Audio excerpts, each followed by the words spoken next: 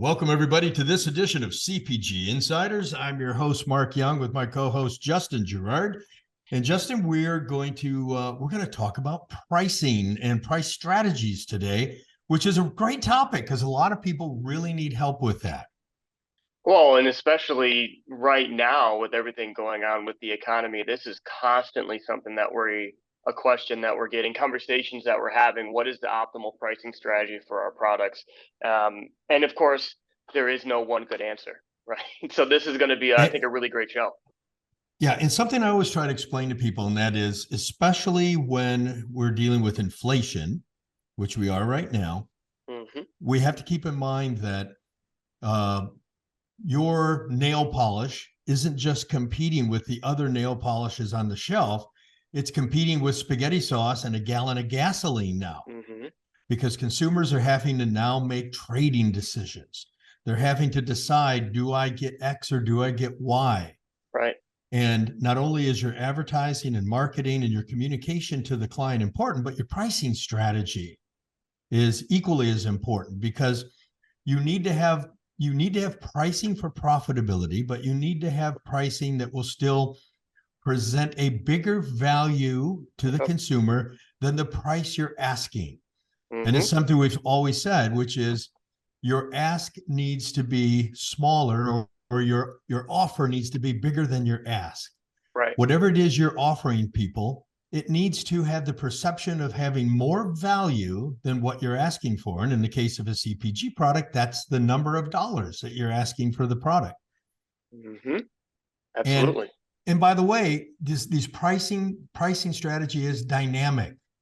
So for any of you that are already in retail, you already know that Walgreens could have 8 different prices around the country, or 10 different prices around the country, because they know that certain communities can pay more. They have different real estate costs in different areas. They know that the turn rate of, let's say, a premium product is higher in certain stores than it is in other stores, and they adjust the pricing accordingly. The masters of this stuff is the airlines, because the airlines really operate on an incredible dynamic pricing system, where literally by the second they're adjusting the price of airline tickets based on the demand and the velocity that the seats are being booked. And some retailers are moving into that. And we're going to learn all about this stuff today. So our guest today is the CEO and co-founder of Datasembly. His name is Ben Reich. I got to get that right. Ben Reich. And Ben is an engineer turned entrepreneur. I used to be one of those too. And when I was an engineer, Ben, people would ask me what I did. And I would always tell people I stop exciting things from happening, which is why I stopped being an engineer. But anyways, Ben's company tracks pricing on products across 200 different retailers and 150,000 different stores. In fact, his company is the company that actually called out the baby formula problem. I think prior to the public knowing there was a baby formula problem, you guys actually found it in the data. And there is so much that we can learn from the data. So Ben, welcome to the show. And why don't you start by telling us, a little bit about yourself so our audience can get to know you. Yeah, thanks so much for having me today, Mark, Justin. Really appreciate it. Excited to catch up, talk pricing and hyper-localization and all the other incredible trends we're seeing dominate CPG. By way of background, like you said, I'm a software engineer. I like to think that I didn't just stop some interesting things from happening, but also built some cool technology. Got my career started at a retail analytics firm called Applied Predictive Technologies, which was then later folded into MasterCard. But started really kind of delving into the space of price, promotion, assortment, optimization, and big data. And I'm excited to catch up and tell you all about it.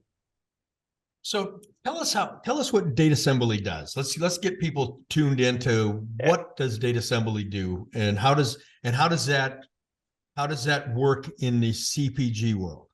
Yeah, great.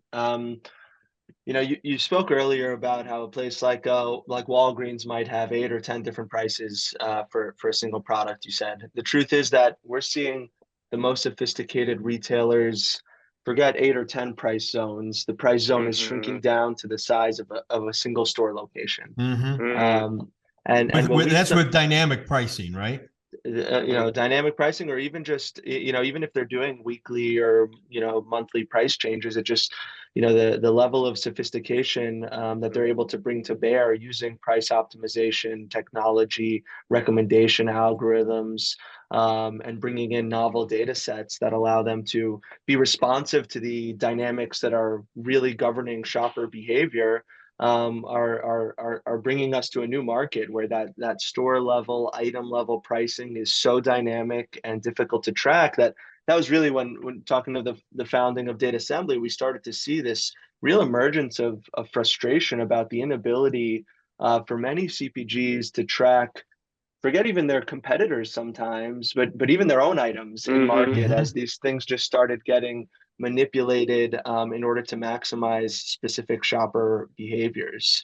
The other trend that I'll call out to explain kind of what Datasembly does is the incredible and almost head spinning speed with which the rise of omni-channel, click and collect, pick up in-store Mm-hmm. shopping, mobile companion apps, and this whole ecosystem of solutions that allows shoppers to interact with specific items at specific store locations with that seamless online offline experience that we all as shoppers have come to expect, means that so much of this critical information around localized, up-to-date price, promotion, and assortment is actually just available online.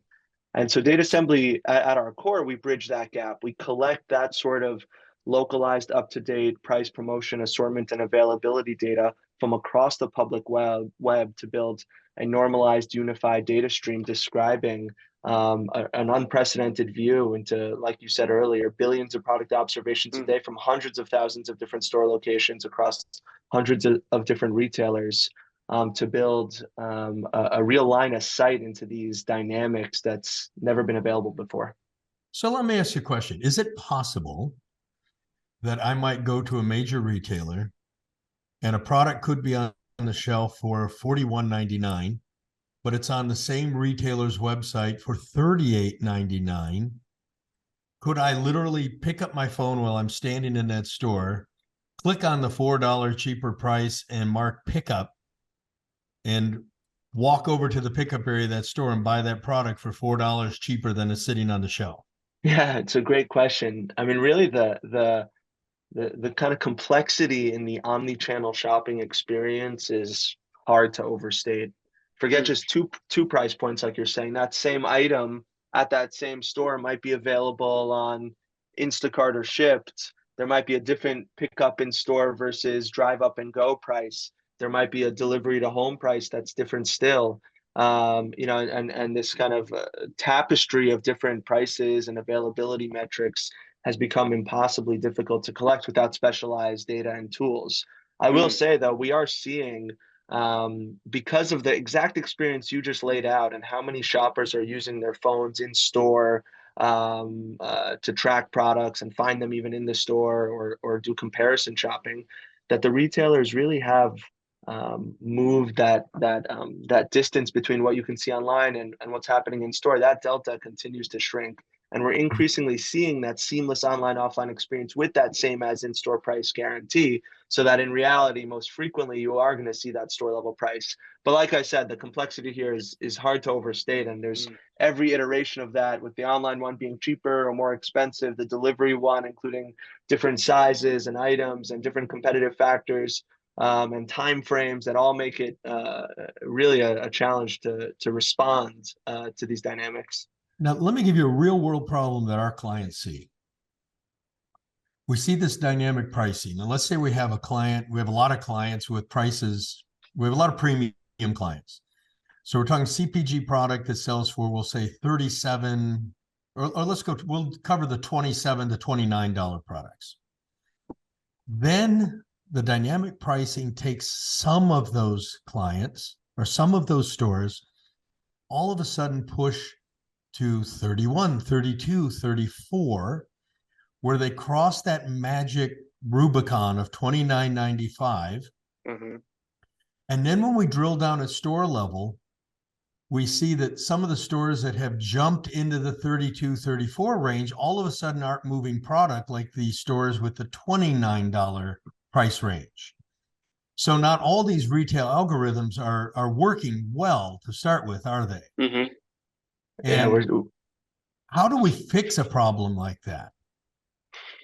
yes, it's a great observation. We're still really in the infancy of the adoption and development of these core technologies. You're talking about passing some magic threshold where the CPG or manufacturer here is really aware of their shoppers and what that threshold is. But from the retailer's perspective, there's so many inputs now that go into something like a pricing decision, right? Of course, they're trying to find that elasticity curve and understand where that magic threshold is. But there's so many other factors, like what is the store across the street charging for this sometimes the same product, right? What is the private label alternative that's available here? What items are we promoting that are in the same category this month? What's our category strategy? Are there any supply chain issues? What are the evolution of local demographics in this area? Perhaps they're running a test to discover that elasticity point that we're discussing that maybe they don't have the same conviction about. So there's so many inputs that go into pricing specifically that really the only way to be responsive is to track these things with granularity and recency. The more granular and recent the data, the more actionable the insight is, right? And having that information at your fingertips is now critical to drive this sort of activity at retail that helps you maximize the shopper behavior that you're looking for. Now, let's say we're launching a new SKU, and we know what our cost is. We have an idea on what kind of multiple from cost as far as we need for margin to run our business. But can we use stuff like Datasembly? Is there a way for us to use data like that for us to determine what the MSRP on a product should be when we roll it out for the first time? Right. Yeah, that's a great use case. Like I said, so many of the factors that come into play with how retailers are determining price are really out of control of the CPG. The local competitive environment, the regional preferences that they might want to carry this item in, private label items that are available only in those markets, and so absolutely having this broad category level perspective on dynamics that are emerging over time in your category can certainly help inform that sort of decision. Like on our website, we have a product called Snapshot, where you could view some of these category level trends. It's like a higher level aggregate, but to see how certain categories, especially in light of the big trends that are, governing the whole industry right now, like inflation and supply chain issues, but to see how your category has been affected differently than other categories for things like pricing trends. Another factor I'll just call out here, Mark, Justin, is we're so focused on pricing. That's so top of mind for everyone, of course, right? And that's a large part of the value that Datasembly brings to market. But really, we're seeing these dynamics emerge outside of pricing as well, right? Even just which store locations are carrying this item and decide to make it part of their assortment. If you're selling into a big chain retailer, it used to be, again, they had some regional decisions. Now it's become far more nuanced, and you could have two different store locations that have a different strategy around which items they're carrying or which sizes they're carrying or which private label competitors they're carrying.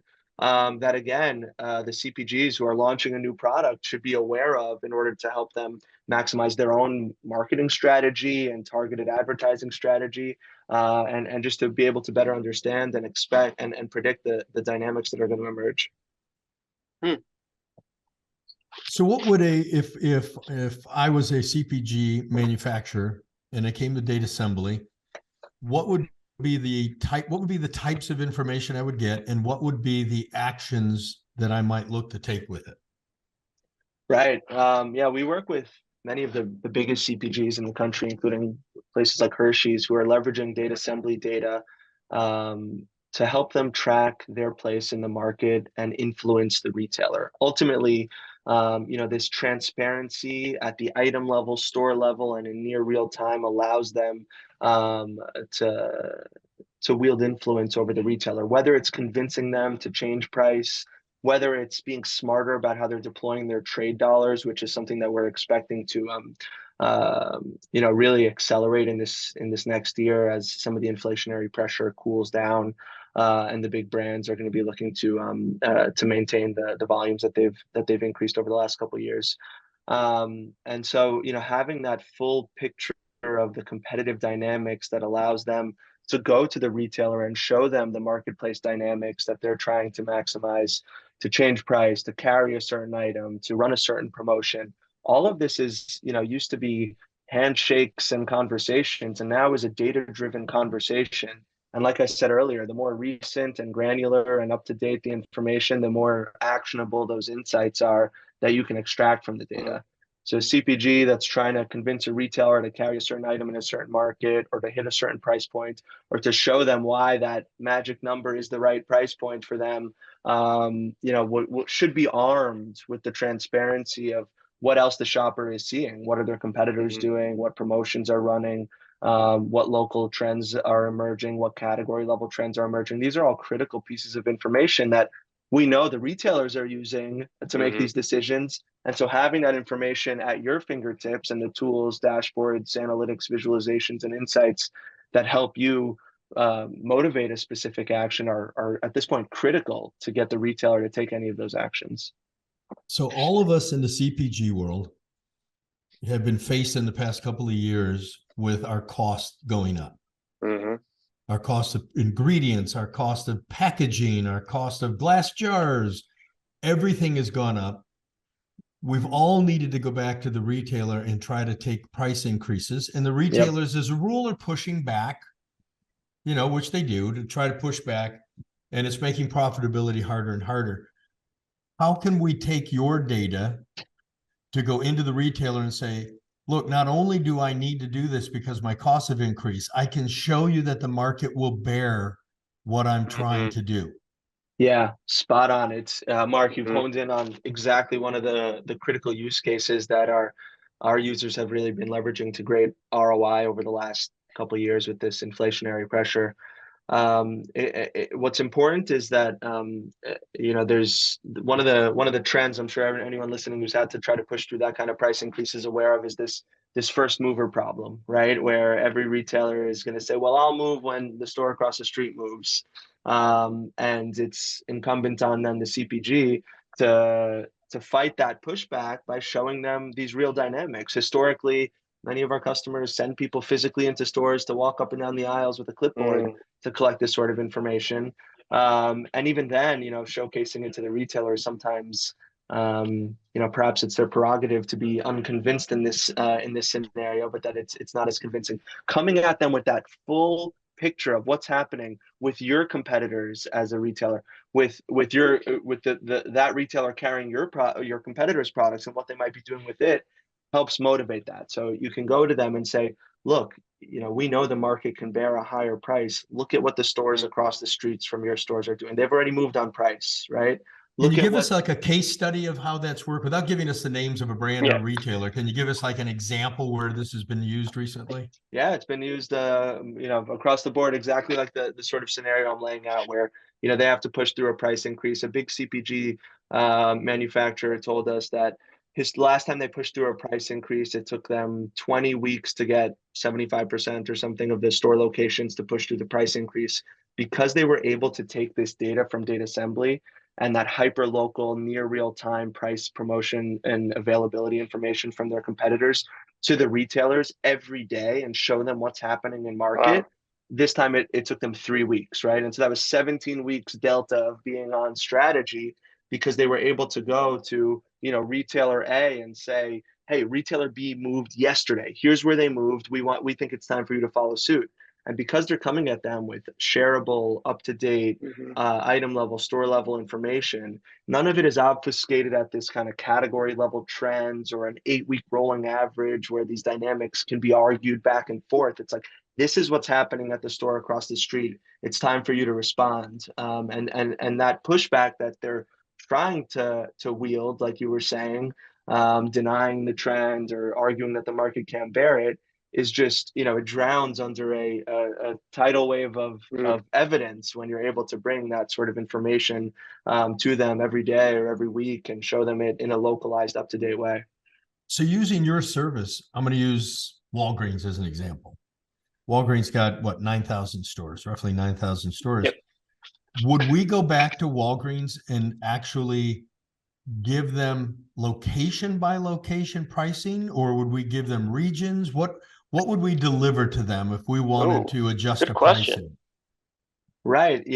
What in many of these cases, one of the big advantages of having the Datasembly data at your fingertips is that because we collect data from public sources, our CPG users are able to share the data across retailers. So in that example, forget sharing Walgreens localized pricing data with Walgreens. You might show them one of their competitors in order to motivate a specific action. So yes, you would say. So would I literally show the CVS across the street from a Walgreens, or would I be that granular? Yeah, or I mean, you can, yes, you can do that kind of store by store connection, saying, hey, for each store, here's the nearest one of your competitors' stores, or any store that's within a mile, and do that sort of level of analysis. Or if that's not the nature of the relationship, you obviously can view those metro level or area trends if that's the level at which you're operating as well. Because I know a lot of people are still, like I said earlier, maturing on this front and kind of coming up to speed on just how precise, how surgical, that sort of precision can be. I'm envisioning, Justin, going to Walmart, right, and demonstrating to Walmart that they are $6 under CVS and Walgreens, right, and that being $3 under CVS and Walgreens would cost them nothing. Yep. In the way of volume, that they're leaving money on the table because the gap is too big in real time. Yep. Does that happen, Ben? Is that kind of something that goes on? Yeah, that's spot on. Every retailer has their strategy around how they're, what they want their price perception in market to be, and what they perceive as an acceptable price gap given the other factors of their, locations and store experience. And they all have their strategy, and they'll talk about that strategy with the CPGs, and they'll say, hey, we don't like to be within 10% of our nearest competitor. Right. So they might even know that fact. And then you could come to them and say, great, 10%. So you should be, you're 20%. Right. And so that's sort of, if you as a, CPG can kind of forge that relationship, with the retailer where you understand what their own strategy is.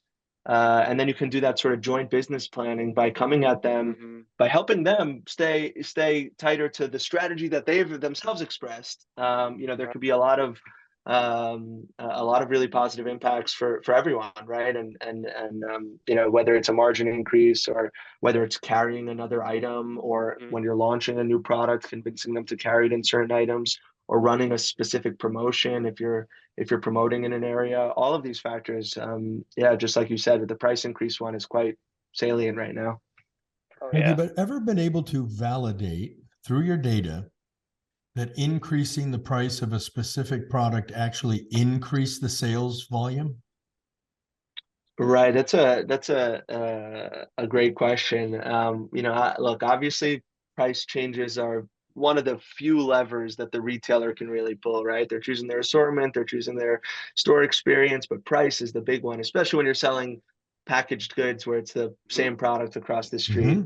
In our data, we're mostly viewing what the shopper can see, which doesn't include volume or sales data, right? But when we work with our customers who have their own sales through data that they're receiving from the retailer or through their own systems, they're of course able to back into their own price elasticity curves by understanding, like you were saying earlier, where that magic number is, right?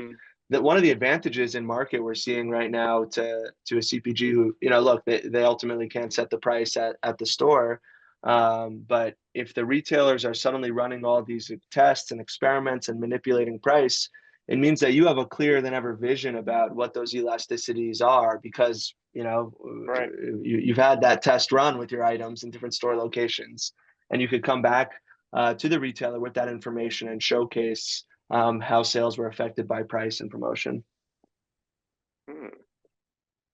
Which of the major retailers do you know of that are thoroughly embracing dynamic pricing? Is everyone using dynamic pricing yet? Certainly not everyone, and you know, it's even the phrase dynamic pricing, I think it actually encompasses such a spectrum of different technologies and tools and mindsets, right? Is it changing prices intraday, intra-week? Is it, you know, how far your localization goes? Is it whether you have different prices online and in store and in your other parts of the omni-channel experience? So, you know, I'll say every big grocer and retailer in the country now is moving along that spectrum, right? And becoming more dynamic, whatever that means for that retailer, whether it's, you know, changing price more frequently or for a higher percentage of your items, or whether it's, you know, changing the online versus in-store experience, all these kind of different versions of what it means to be smarter. They're all just waking up to the fact that they have this lever that they can pull with far more precision than they have been able to in the past, and they're all trying to mature on that front. Who's best at it right now? Who's let's not say best, who's farther down the road Right, right right. now? Well, certainly a place like Walmart prides itself on being a pricing leader and being really smart about pricing, and I think that's borne out by viewing a lot of their dynamic pricing strategies. But it is across the spectrum right now. A lot of the kind of really intelligent power regional grocers are getting quite smart about this. And you know, of course, no surprise, places like Amazon are Yeah. farther along on that spectrum as well. So to help me out and help our listeners out, when we're talking about dynamic pricing, and fill in the blanks where I'm missing it here, we're measuring for a certain category. Let's use Walmart as an example. We're measuring the category sales. We're measuring the full mix or full array of products in the category, but we're also measuring the velocity that they're going through the cash register. So my understanding is Walmart is looking at how many minutes goes by between the sale of product X and the next unit X of the same SKU that goes through the cash register, and is using the velocity as part of the one of the data points to determine the price of the product. Is that an accurate statement? Right, but it goes far beyond that as well. I mean, Yeah, other please inputs. expand on it for people. Yeah, you know, the grocers and retailers are able to now not just incorporate their own velocity and volume data into their pricing strategy, but a far broader array of different data sets, including their competitors' prices. So they're all tracking what's happening at the store across the street in order to be smarter about how they themselves are affecting their prices. You know, issues like local demographic changes, local weather patterns, you know, the new stores that are opening in the area that might influence just kind of a corporate strategy to try to squeeze out the competition or influence price perception for the local shopper. You know, the rise of third-party solutions and where they're available, right? If Instacart moves into a new area that it wasn't in previously, or whatever the newest iteration of those sorts of buckets of technology are, all of these things are now incorporated into the sort of dynamic pricing strategies that retailers are able to bring to bear. And so How what about used to weather be, data? Is weather data a factor? absolutely, yeah, So absolutely. without naming any names, if a grocery store saw that there was an incumbent blizzard coming, could the dynamic pricing system move the price of bottled water, milk, and Pop-Tarts up before the storm? Which is one of the things that always blows my mind, because whenever you see a weather emergency, I don't know if you know this, Justin, but if you look at store data on these weather emergency, Pop-Tarts sell out. Have you ever seen that, Ben? Have you ever seen Pop-Tarts? It's just I never noticed that one, but we could. I'm telling I could you, look into our data, and I'll let you know what that looks like. Yeah. I'm telling you, if you look at your data, you will find that when you have these weather disasters coming up, Pop-Tarts just burn the whole building down because Right. I'm assuming it's because Pop-Tarts will survive a nuclear holocaust. It's They probably definitely will. I mean, they'll live 100 years. They'll never go bad. I guess people figure if we buy cases of Pop-Tarts and Snowmageddon doesn't come, we can still be eating them for 3 years from now. Right. Right. But can the store respond fast enough that a weather alert comes out and the store can actually move that quickly, knowing that they're going to clear the shelves on certain products? Look, they have the capability to do so. We find many of them Hmm. are sufficiently, especially on grocery, which is where our biggest focus has always been.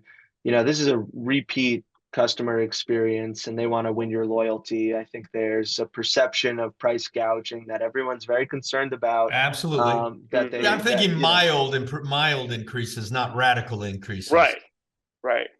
Yeah, I mean, they all have that capability, or not all, I should say. That capability certainly exists now, where they might mitigate a promotion that they were planning because they find that it's unnecessary, and they could stop it, before it launches. They might also, by the way, take on the flip side of this, the kind of positive aspect of it, which is that they're also able to move much faster on some of their supply chain issues than they have been in the past, and get, if they're concerned about a stock out, to get additional inventory more quickly than they have been in the past because of those same factors. Now, could a retailer use data like yours to, let's use baby formula as an example? Could I use that data and say, I'm going to be out of baby formula? My supply chain isn't going to supply me. I can see that. I'm going to change my baby formula pricing strategy because I'm going to have empty shelves here.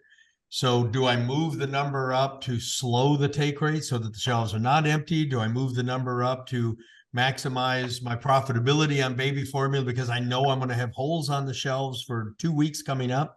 How does it work there?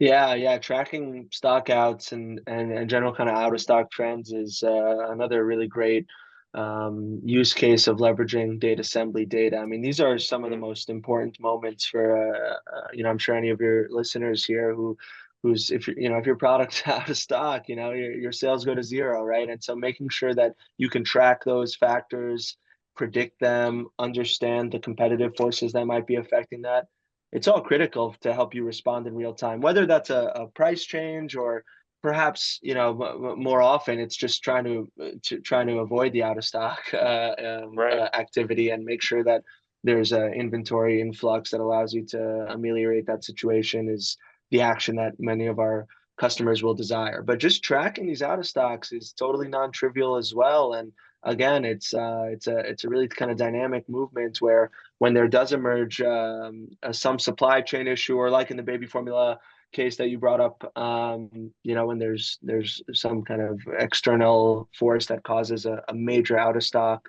crisis, just being able to track these things and help your shoppers and help communicate with the retailer, it's a critical moment for many of these manufacturers, and having that up to date, recent, localized data allows you to be responsive to all those factors.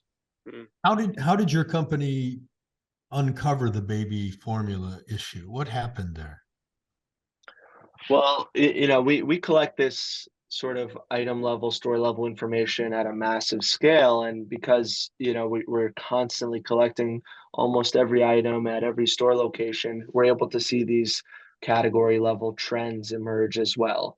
And because we collect the data at such a granular level and so frequently, those insights are able to emerge much quicker. And so when we're tracking category level out of stock trends, you could see some trend level data where the out of stocks might be hovering at 5 to 10% week on week for half a year or a year, or our whole history of data, and then suddenly it tacks up to 15 or 20, numbers that are prior to it being a true crisis, but still a real deviation from the historical norm.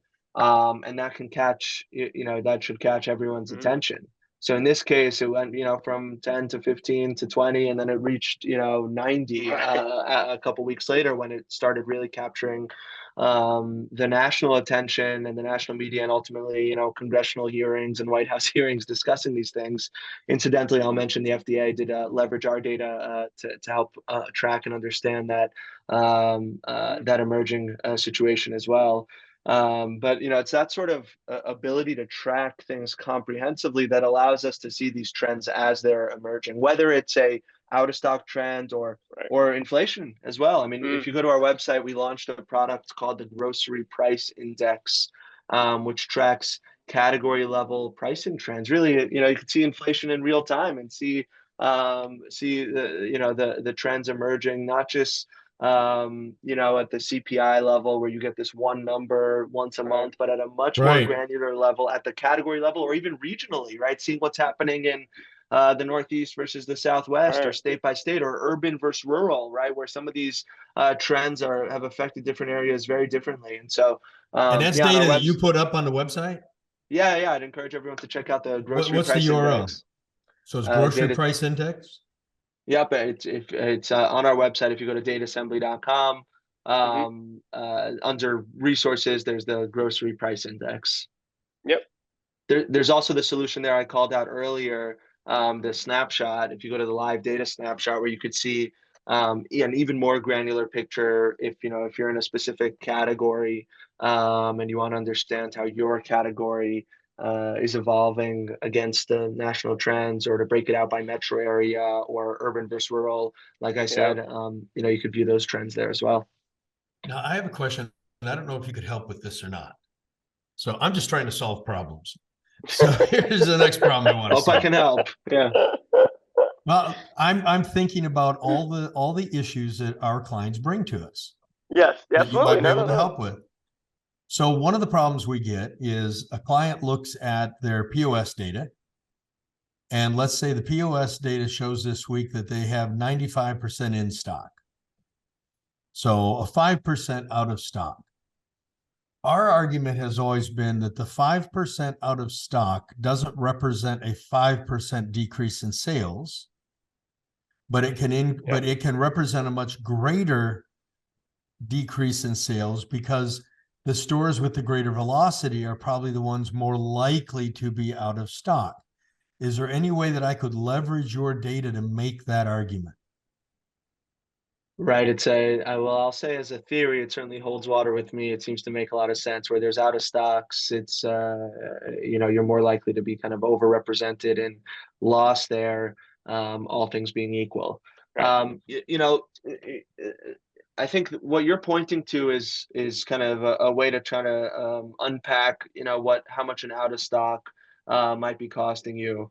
And there's so many factors, like I said, that go into that. One thing that you might also look at in that situation is which of your competitors are out of stock, right? Kind of the flip side here, where if you're seeing an increase in an area, you might then track that your competitors were out of stock and that you're the replacement item in that area, or that they're trying a new item that maybe they had loyalty to the item that's out of stock. And so, more broadly, I think that the ability to unpack the impact of out of stocks, again, like with pricing, requires more than just understanding your own data, right? If there's out of stocks here, did people just go across the street and get your item, right? If there's two stores that are very near each other, or did it in fact cause them to go to a replacement item, or if your competitors are out of stock, or if there was a promotion. All these factors, I think, as a whole, all have major bearing on shopper behavior and need to be considered in totality. Would I use your data to build a case of why certain stores in a chain need to have more pieces per store on hand? Right. Because oftentimes a chain might say, we're going to bring in 3 pieces per store per SKU. Now, you and I, all three of us, know there are some stores who probably don't even need 3 pieces per SKU per store. And there are other stores that probably ought to have 9 pieces per SKU per store. But the big retailers are not always launching and not always managing like that. How could I use this data to fix that problem?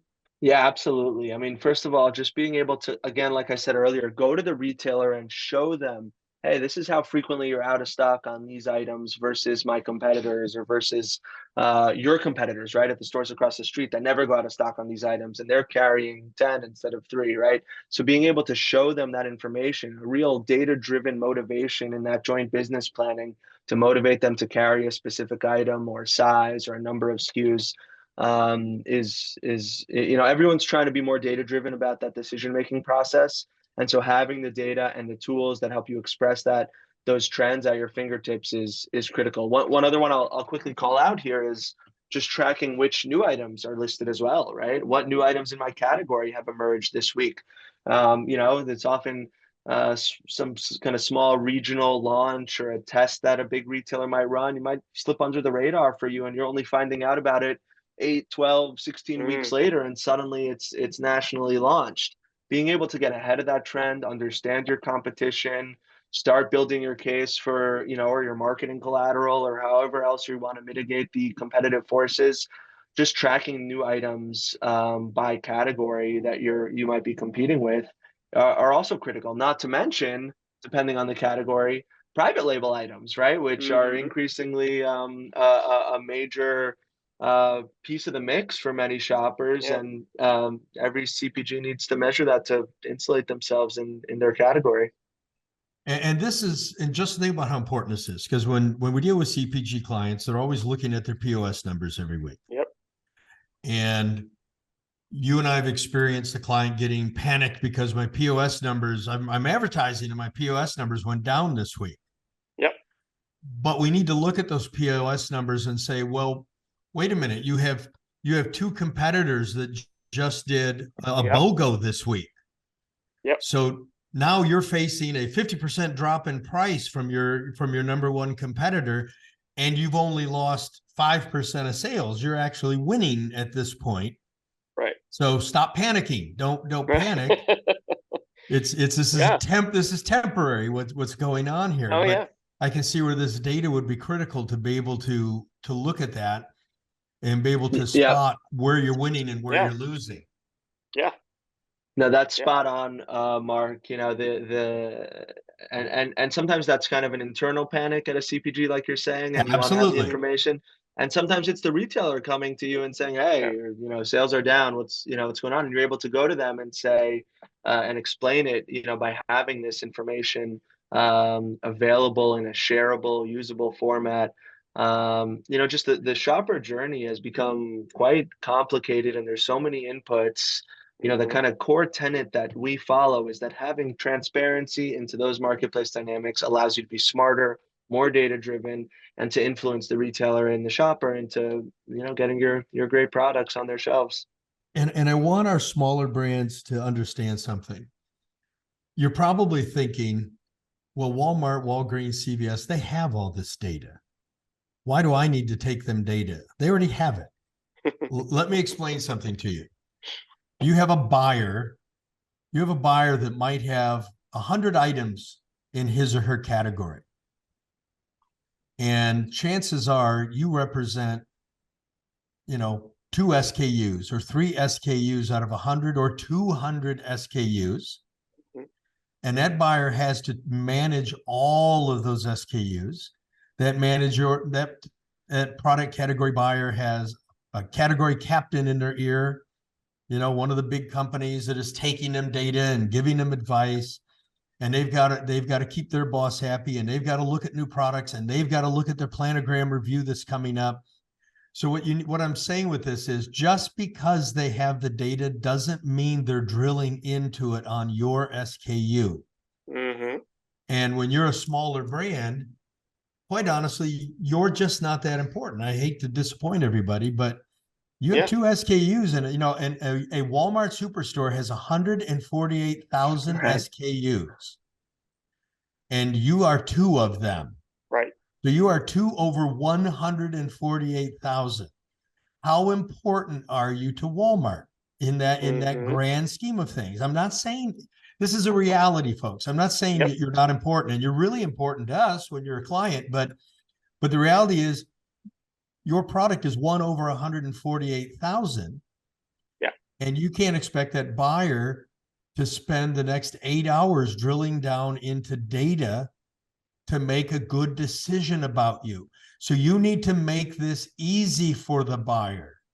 You need to walk in and say, look, here's the trends on our competitors. Here's why they should probably get less shelf space and I should get more shelf space. This is why I know you're saying that my numbers, I didn't grow 10% as your store is saying, but let me show you why I didn't grow 10% and why you still need me. Mm-hmm.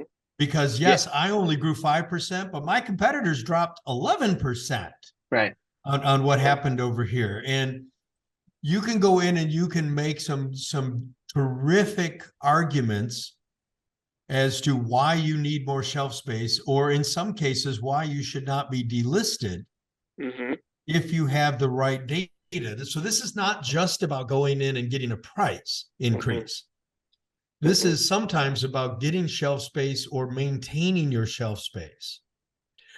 Ben, it's been great having you here. How can our clients learn more about all the things that you guys can do for them?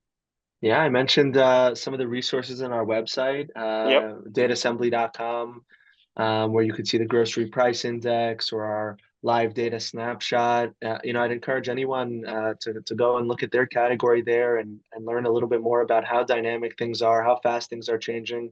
And we'd love to be in touch if we can be helpful. You could reach out on our website in the contact us form at the bottom.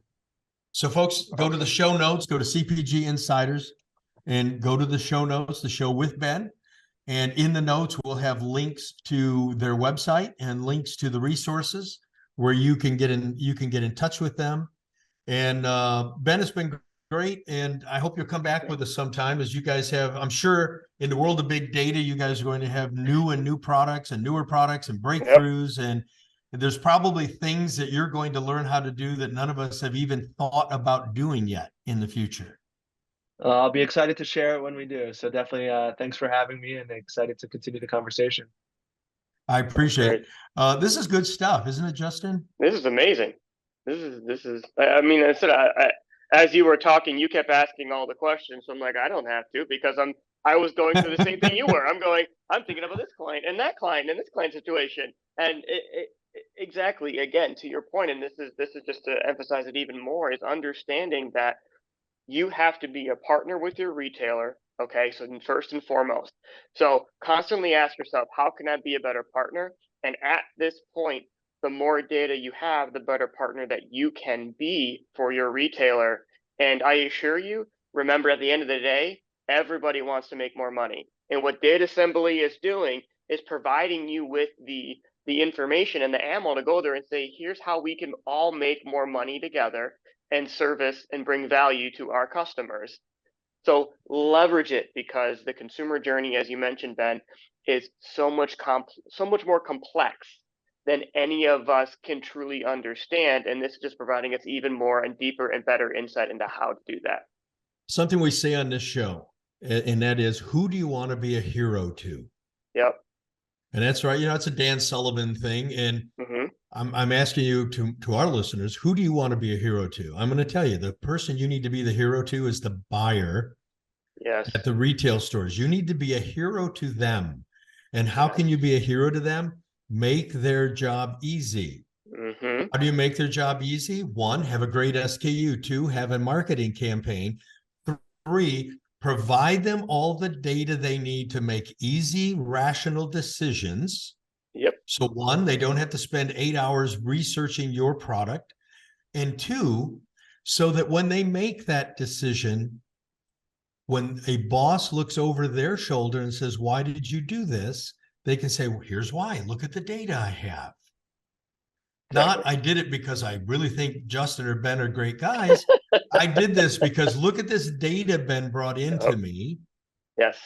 And you've now given them the plausible deniability of why I'm making the decision I'm making. Be the hero to the buyer. Make their job as easy as possible. Absolutely. That's it for today on CPG Insiders. As always, if you like the show, send a link to somebody else. And if you would, go to wherever you get your podcasts and leave us a 5-star review. Now, notice I said 5-star review, not not a 1-star review. You're always welcome to go in and say, I give Justin 5 stars. I give Young 1 star because he talks too much. But that Justin, I just love that guy. So we're giving him Obviously. a 5-star review. That's it, folks. We'll see you on the next episode of CPG Insiders.